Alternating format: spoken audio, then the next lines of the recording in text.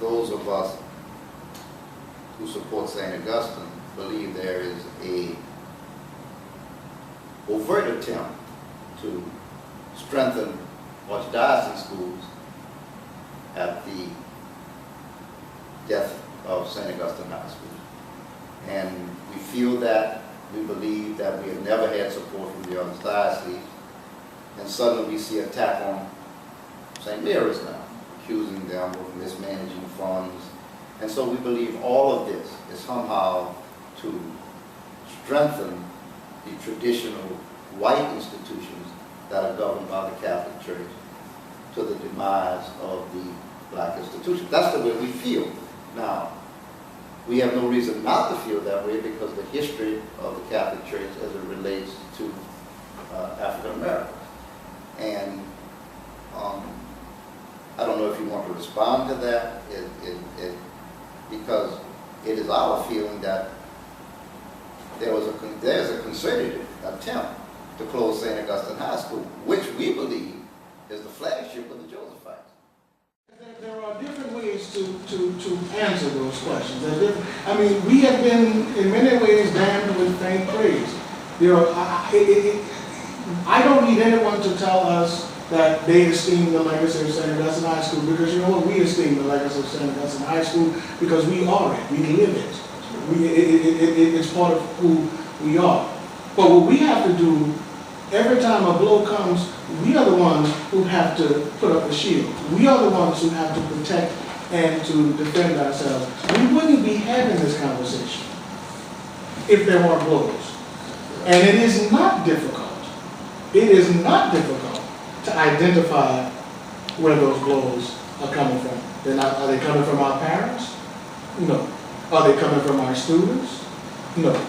Are they coming from our faculty and staff, from our administrators, from the board of directors, the 6 that are being sued? Are they coming from the community at large?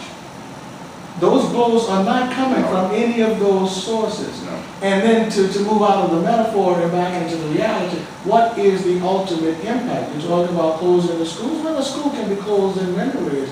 But one ultimate, to weaken the infrastructure is to put the whole edifice in danger.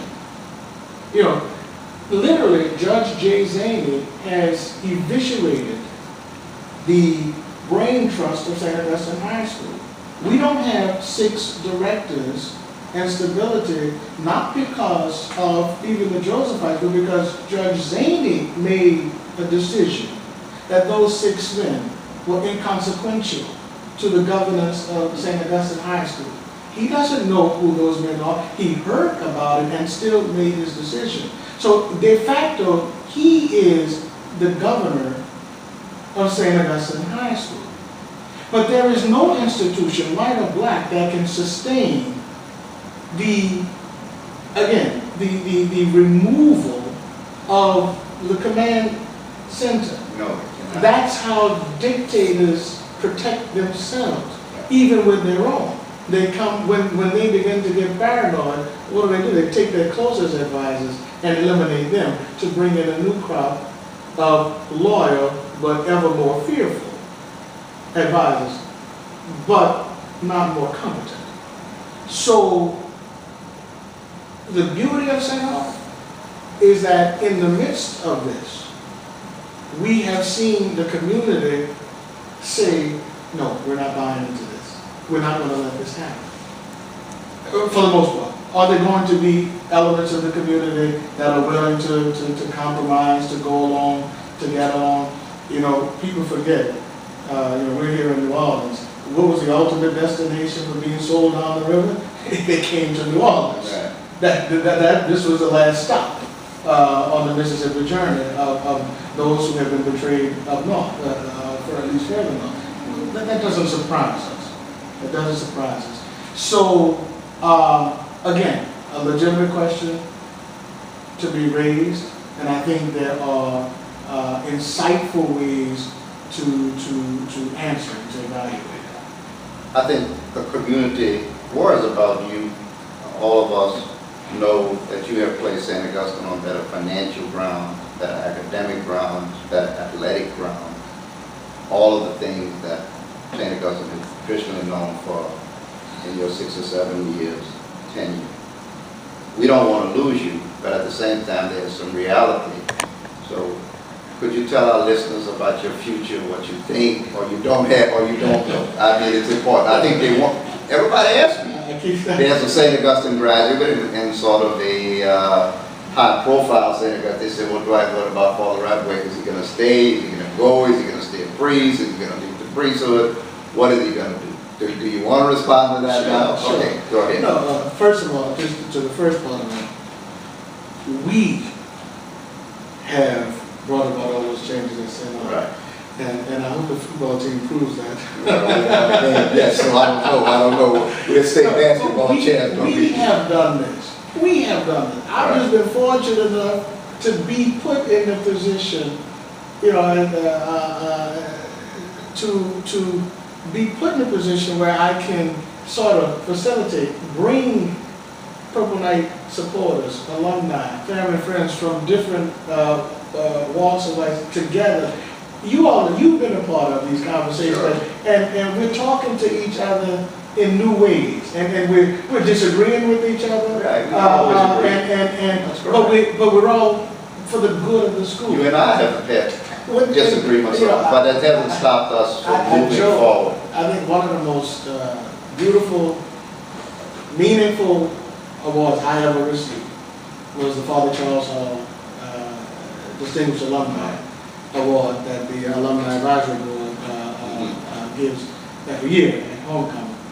And in my acceptance speech that I looked, and it was a very emotional moment, because I looked out and I said, you know, there's not a single person in this room that I haven't had a fight with. And yet, these were the people who chose to give me, you know, and that to me is a testimony to St. Augustine. So that part first. Second part, you know, my priesthood.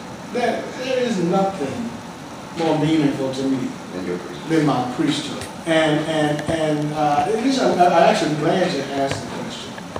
Because at the heart of the priesthood, one has to offer sacrifice. Of course, the Eucharistic sacrifice, celebrated in Mass, is the most important sacrifice. But for every person, lay person and priest, you have to live out the Eucharistic sacrifice. What I have to do today is to offer myself, in a sense, as a sacrifice, because I'm not just an administrator, I'm not just an employee. You know, I am first and foremost a priest, a priest, spiritual father of this community for as long as God's providence allows me to be there. Are there obstacles being placed in front of me and threats? Sure, but I'm not the first priest to go through something like that. There's a canonical process, and I'm going to entrust myself to it fully and completely, because at the end of the day, God is in control of what He wants. And if God is asking me to do what I'm doing now, then He's going to prepare whatever is to come next, when, where, how. That's not for me to determine. What I have to do today is day by day, you know, the Lord says, you know, give us this day our daily bread. I have to pray for the grace to do what I need to do today. And I know my responsibility to the kids. You know, many people have talked about, well, what is this teaching the kids? And that question's been asked by different people. Some has been asked by the parents. Some of the parents and teachers, you know, what are we teaching our kids that you can graduate from high school, graduate from college, get into a position of importance, and look, people are not going to respect you. They're going to disrespect you and run you away.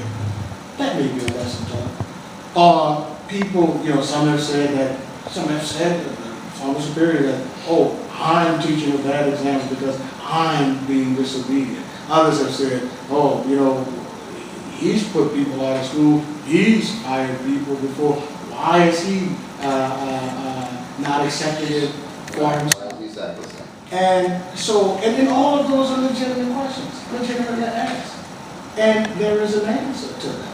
My answer is this: first of all, I've always, you know, I learned a long time ago to say it in Latin, serve regulam et regula servanda. Keep the rule and the rule will keep you. I am here not because I'm breaking the rules. I'm here because I know the rules. So, yes, I have a canonical advocate and advisor, but as he shares with me, I also investigate and read and know and understand.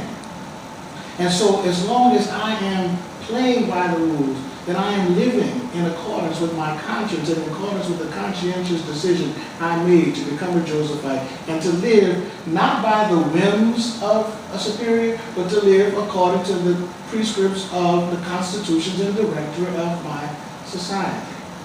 What is the example that our kids should learn? Do I want them to learn only the example that might be taught by the Archbishop? No. Do I want them to learn the example that's being taught by the previous and present superior and the councils? No. My kids do know me. That I've been with them for many, many years. They need to understand the example that I believe I need to give them is know who you are, know what you're doing. Make sure that what you're doing is right and be willing to pay the price for doing right. That is the Christian witness that we're called to give. And again, at the end of the day, you know, I'm a believer. You know, I believe God is a just God. And whatever penalties I have to endure, okay, that's fine. It's just punishment for my sin. But I do believe that the Lord is using this for a deeper, larger purpose. He's using, me, sure, but St. Aug and his experience of St. Aug. I think that's why people have responded. I think it's opened a lot of open wounds. I think it's allowed people to vent. But I think through it all, one thing you and I will remain is Lord of Sons of St. Augustine. And is there anything else you want to tell our listeners other than you'll be here, we'll be with you, and God feed you? I will be here as long as I legitimately can be here. What I say is not only to the people of St. Aug, but you know, this struggle is larger than St. Aug. Exactly. This is an opportunity for the St. Aug community and the larger Rawlins community, the larger African American community, to come together and to look at who we are.